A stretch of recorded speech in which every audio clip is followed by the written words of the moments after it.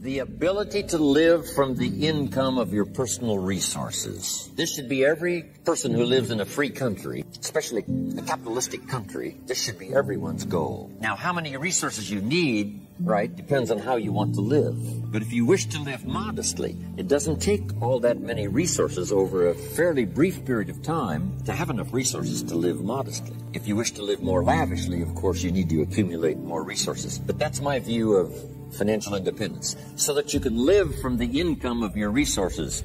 Now, here's what else that does. Now you can choose the work you do. Now you can choose to work or not work.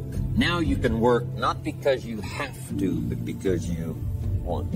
When we talk to kids about financial independence, we say, do what you have to as quick as you can so you can do what you want to as long as you can. Next key phrase. Economics is major. Everybody should major in economics because it's such a vital part of your life. A paycheck is so vital because, first of all, it provides for you and the family's survival. Second, it provides for the opportunity of success. Some people feel we shouldn't spend that much time talking about money, but we really should. Someone says, well, you know, money is the root of all evil. Not true. Here's what it really says. The love of money is the root of all evil. And I'm sure everyone here has dispensed with the idea of falling in love with money because that serves no purpose. Here's what's noble, what money can do, the projects it can support, the relief from debt it can create, building a financial wall around your family nothing can get through. So economics is major. The key, of course, is what you do with it. If you earn a lot, you should give a lot. Key phrase from antiquity. Here's what it says. If you've been given much, now much is required. If you've been given great responsibility, much is required. If you've been given much wealth, now much is required. Everyone has to solve this about the money to go for. Should you go for the money? Should you go for success? And here's the philosophy we've already covered. You should earn as much as you possibly can in the reasonable time devoted to economics, job, business. Reasonable time devoted to economics, job, business, future, enterprise. With that enterprise and with that job, the key is to earn as much as you possibly can as you balance your life with everything else. Not at the sacrifice of your friendships, not at the sacrifice of values, not at the sacrifice of integrity. Let's talk now about what to do with the dollar, especially for teenagers and for kids. This is really important because this is one of the best places to start when you're like 15 years old, mid-teens. This is a great place. What to do with the dollar. Now, here's the tendency on attitude, because attitude determines so much of our lives. What difference does it make if a child has $1 when you ask what should he do with it? It's only a child and it's only $1. But see, here's where it all begins. Your financial journey begins with what you do with the first dollar. It's where it begins. Now, sure, you can do the wrong things and finally correct that, get on a better path, but it all begins on what you do with your resources. Jot this phrase down. It's one of the best for the weekend. Here's the 2 challenges of life. Number 1, the development of our full potential. That's challenge number 1. Challenge number 2 is the wise use of all our resources. That sums up life in general. The development of all of our potential and the wise use of all our resources. Because when I met Shof and he asked me about my financial condition, he said, how much money have you saved and invested the last 6 years? And I said 0. He said, not a good number. Here's what I told him. If I had more money, I'd have a better plan. Now jot this down, because here's what he said. If you had a better plan, you would have more money. Next key phrase. It's not the amount that counts. It's the plan that counts. So let's start with something now as seemingly as small as $1. What should you do with it? Here's what we teach, teenagers especially. You should never spend more than 70 cents. Never spend more than 70 cents of each dollar you earn, or each dollar that comes your way, by gift or by labor. Now, you've got to have some plan what to do with your dollar. I've developed this little plan simply for suggestion, and then you've got to do the rest to revise it and do whatever you want to with it. But here's what I teach. Never spend more than 70 cents. You got to pick something, some number. This is the best one I could figure out. Now we've got another 10 cents, and another 10 cents, and another 10 cents, which is the 30 plus the 70, which is the full dollar. So we spend nothing more than 70 cents. Now, what do we do with the other 30? Here's some of the most important information. 10 cents is for charity or for church or whatever worthy projects you think you might engage in. Here's one of the best things to teach kids, generosity. Because first we're going to teach abundance, to provide more than you could use for yourself. The be fruitful philosophy that we talked about yesterday means to produce more than you need, so you have more than necessity. You have some to share. Some churches teach a 10%, a tithe they call it, which is fine. The key is to either administer this 10 cents yourself or to give it to some institution, a church or whatever, and let them spread it around. Let them put it where it's needed. Now, if you're going to give to some charity or church, you must let them take you on the tour and show you where it goes. Okay, if you part with the money, let them give you the tour. Here's where the 10% goes if you're going to talk. Because now that gives you great joy to give 10%. Because you say, hey, here's what it's doing, here's what it's doing, here's where it's going, here's who gets it. Now, the next 10 cents is called the use of capital. I have the unique privilege now to teach capitalism in Russia. When I first went, I told you, 8,000 in my class in Moscow. I teach capital. Let me give you now my definition of capital and capitalism. It's just in a couple of sentences. Because Marx was wrong. Lenin was wrong. They didn't understand capitalism. Here's what they taught. Capitalism is a big company that abuses its workers. I mean, how ridiculous can you be? Anybody can abuse another person. We don't call it capitalism. One child can abuse another child. We don't call it capitalism. One family can abuse another family. We don't call it capitalism. People can abuse other people. That's not. So whether it's a big company, it's wrong no matter what it is. But they said, no, that's capitalism. A big company that abuses its workers. That's ridiculous. Wish I'd have been back there to debate this. Here's what capital and capitalism is. So jot this down. Capital is any value you set aside to be invested in an enterprise that brings value to the marketplace, hoping to make a profit. That's what capital and capitalism is. I can say it in one sentence. Now, the capital is the value you set aside. Taking capital and investing it in an enterprise and bringing the value to the marketplace we call capitalism. Capital and capitalism. It is so simple that to mess it up with some weirdo kind of philosophy is a disgrace. Now, who can understand this? First of all, the farmers understand. Here's what seed corn is. It's capital.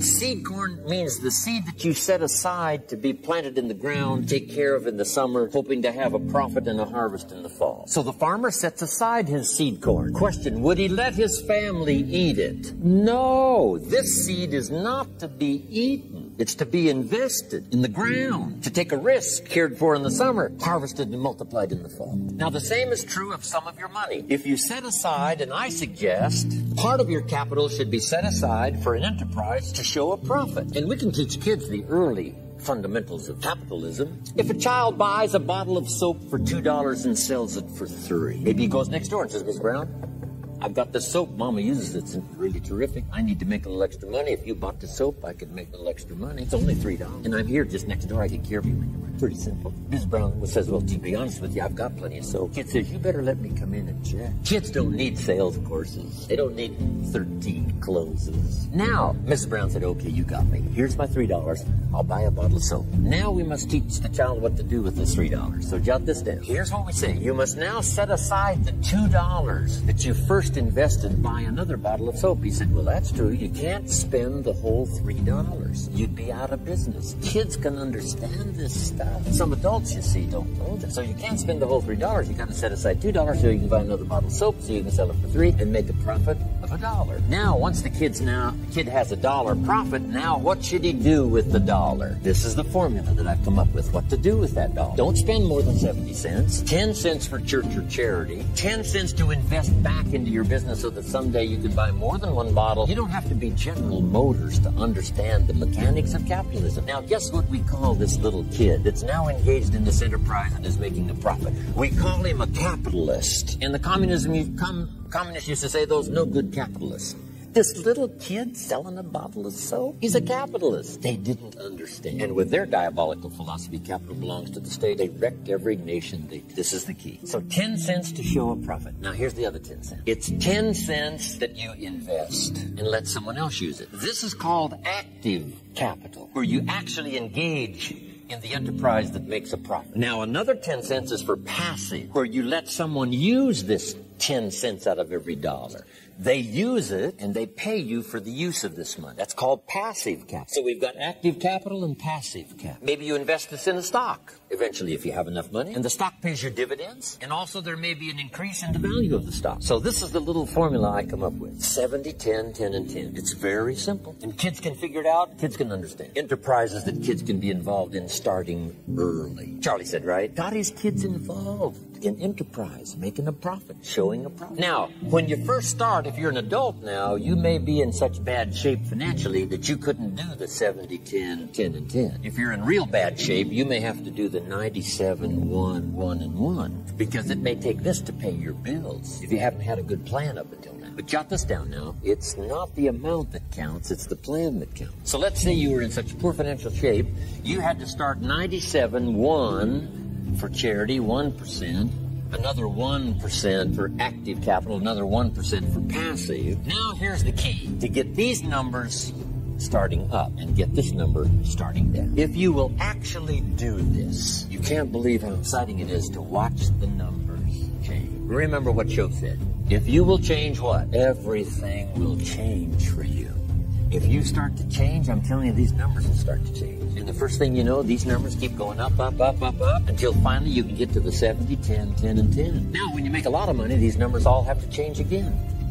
You know, if you're making fortunes, you can't spend 7%. That would be obscene. I probably spend less than 10% of my income. So this number, this is where I had to start, 97, 1, 1, and 1, finally getting to 70, 10, 10, and 10. But now, as time has passed for me and my fortunes have increased, this 70 has gone way down to 10. And now you can imagine, if the 70 has gone clear down to 10, you can imagine now what these numbers will. These numbers now, off the scale. Here's what it is. A good plan to consider. So make this note. It's your life and it's your future and it's your economic. This is just a suggested plan. You can tear this one up and develop one of your own. I'm just here to stir the pot. I'm here to stir your mind, to get you to think. Now here's 2 or 3 more keys on financial independence. Here's number 1. Keep strict accounts. Part of it is just for habit, and the other part is for self-esteem, and the other part is for future benefit. Keep strict accounts. It's just a good habit to have. It's like picking up the trash, not throwing the toothpick cellophane on the floor. It's just, it becomes the person you are. Keep good accounts. Here's the next one. Pay your taxes. I finally became a happy taxpayer. Here's what paying taxes does. Feeds the goose that lays the golden eggs called American opportunity. You say, well, the goose eats too much. Probably true. But make the note, better a fat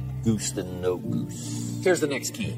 Everybody should pay. My personal philosophy is everybody should pay federal taxes as well as state or whatever. It's not wise for the government to let 1/3 of American citizens off the federal tax roll. Why? Here's what it does. If you let them off the federal tax rolls, it robs them of the dignity. They have to pay state taxes. They have to pay sales tax. I've been trying to write this book for so long called, Of Course Kids Should Pay Tax. When a kid in California walks into 7-Eleven and buys something that costs $1, the proprietor asks the kid for 8 more pennies. The kid says, what's these 8 pennies? He says, that's the taxes. The kid says, I'm only 8 years old. And the proprietor says, congratulations, you're my youngest taxpayer. Give me the money. Should kids pay taxes? Yes. If you want to ride your bicycle on the sidewalk instead of in the mud, you got to cough up the 8 pennies. What if you're poor? Do you pay the 8 pennies? Yes. What if you're rich? Yes. Meaning everybody should pay. The same should apply to federal. I don't care if it's $10 a year. I don't care if it's only $100 a year. As poor as you might be, you've got to say, no matter how poor I am at the moment, I will make my contribution. How much do you think aircraft carriers cost?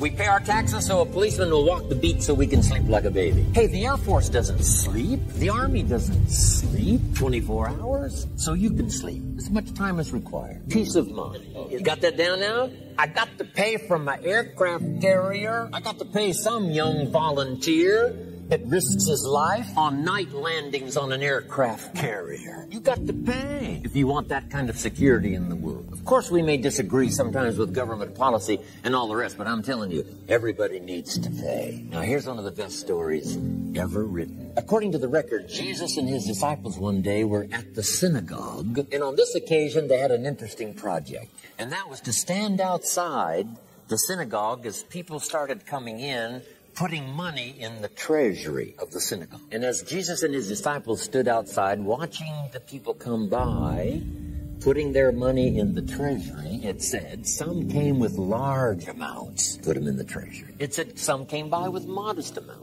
Some came by with small amounts. Then along comes a little lady, and she puts 2 pennies in the treasury. And Jesus said to his disciples, look at that. They said, 2 pennies? What's 2 pennies? He says, no, you don't understand. She gave more than everybody else. They said, 2 pennies is more than everybody else? He said, yes, because I'm positive her 2 pennies represented most of what she had. So since she gave most of what she had, she gave the most. Now, here's what did not occur in the story.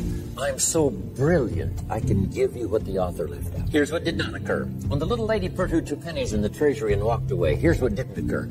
Jesus didn't run after this little lady and said, hold it, little lady. My disciples and I have decided that you're so pitiful and you're so poor. We have decided to take the 2 pennies out of the treasury and give them back to you. I'm telling you, that did not occur. If it would have occurred, she would have been what? Insulted. It was only 2 pennies, but it was most of what I had. Would you rob me of the joy of giving my 2 pennies? So that scene did not occur. So jot this down. Jesus left her 2 pennies in the treasury, even though she was poor. What does that mean? Everybody needs to pay, even if it's only